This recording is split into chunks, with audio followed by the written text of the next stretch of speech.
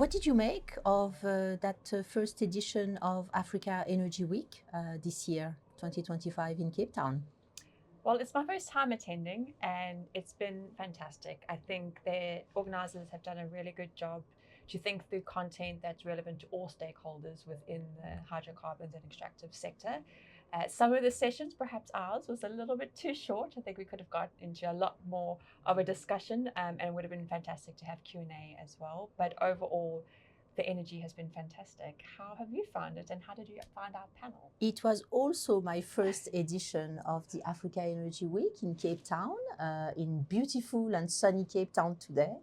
The discussion was on Africa risk premium when it comes to the energy sector, but also really at large. I thought it was a absolutely not only central question, it's a critical question that we are taking extremely seriously at S&P Global Ratings.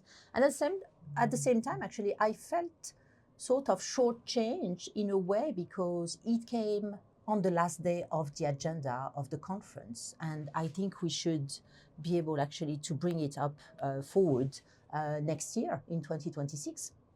Absolutely, and it's such an important topic because it's one of the initial stumbling blocks in terms of trying to pay financing or investment with the projects that are out there. And a lot of the conversations I've had are around access to capital. How do we access capital?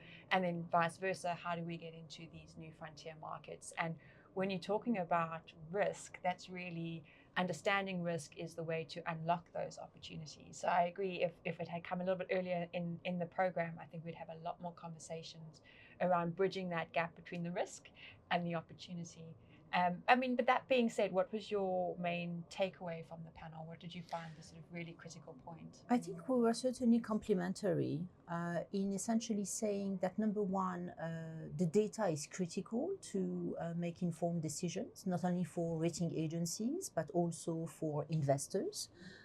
So we must not undermine and underestimate the power of the data and the control of the data, the way that it is being harnessed, controlled, treated as well. Data systems are becoming more and more important.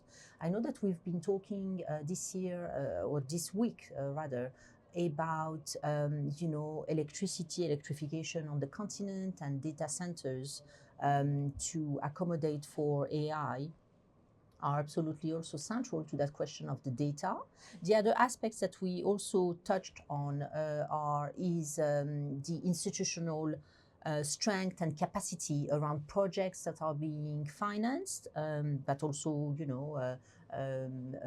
organized on the continent, particularly in the oil and gas and electricity sector. And so I thought it's extremely important to be constructive in that matter.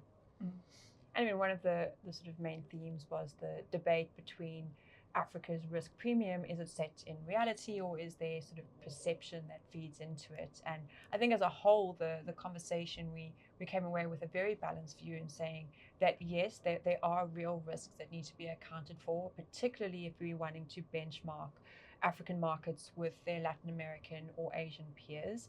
But then there's also sort of realities that need to be taken into account on the ground to sort of move beyond that perception of risk and really unlock the opportunity. So I thought it was a fantastic and interesting discussion. And as I say, it could have gone on for a lot longer. Yes, I'm really hoping that we can make it back again next year in Cape Town for the Africa Energy Week 2026. Same. Hopefully we'll be back.